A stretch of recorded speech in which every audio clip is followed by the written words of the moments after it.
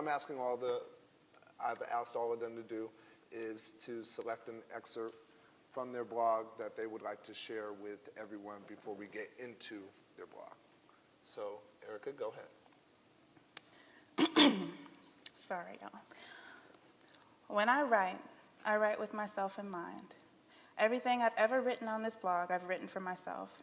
Writing in my moment of clarity gives me something to look back to and read when I may be struggling.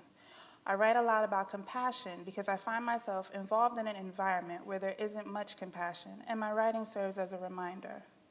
I wrote a lot about getting over sabotage because I found myself encountering people who didn't have my goals and best interests at heart.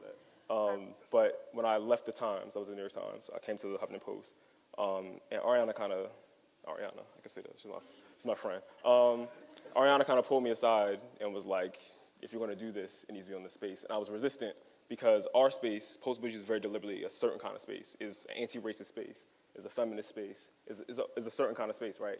But if you've been to the Huffington Post and you read the comment section, it's like, you're not trying to have a conversation about what it means to be my friend who blogs with me, about what it means to be a single black woman with a child, right? Because you were going to invite all kinds of crazy people to come in and just get incredibly ratchet. And so we didn't want it to be that kind of space. But Ariana kind of was like, listen, if you're going to be here, you're not going to be able to have your loyalties divided that way. Okay. And so we brought it over, and I think we haven't blogged as much partly because of our kind of reluctance to be in the space and having people kind of licking shots at us. So it's not as a safe a space as postbougie.com was, but it's done a lot for our brand as like a lot more people pay attention to us than they did before. Did you always want to be a writer, and did you ever think that it was going to be, through blogging that you would get that opportunity? No, because when I started blogging, it was just, I wanted to complain somewhere. I wanted to go, right. I was watching TV and I was like, yo, this is stupid. And I wanted to say that it was stupid out into the ether somewhere. I had no idea that it was going to be, you know what I mean, like, it was going to become what it became. All this is completely accidental. Like, a friend of mine, Ta-Nehisi Coates, who was a big fan of the blog, and so we became friends, was actually the person who recommended me to the Huffington Post. And I was really flattered, but that was not the plan at all. Right. It just kind of happened by accident. And, so that was like another chapter in my trying to make it as a writer. Didn't really work out. Let me just go back to doing school again. And then so I kept blogging, and I got an email sort of due to one of those brackets that I'd done from one of the editors at Grantland being like, hey, we're trying to do this pop culture bracket.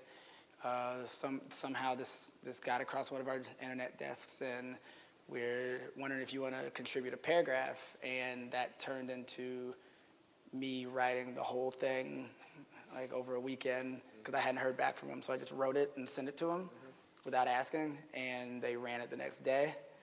And so they were like, hey, you should send us a pitch, like send us some pitches. And I had no real idea how to pitch because I had never done that before. So I wrote like 10 full articles because I thought that's what pitching was. I sent them like 8,000 words via email, and they were like, chill out. But they took one, and then so it went from writing one thing a month to one thing a week to, and the site was only 3 months old at that time, so they were really short-staffed, to a couple things a week, to them sort of seeing how much I could write over the course of a week, and I was still in school, and my grades were just completely like in the academic probation range at that point. And so I went over Thanksgiving and got a email from them saying that they wanted to know if I wanted to go full-time. And this was around the time I was going to try to break it to my mom that I might be failing out of grad school. So it was like this really nice coincidence. Good news, bad news. And so yeah, that's how like the official connection with working there full time started.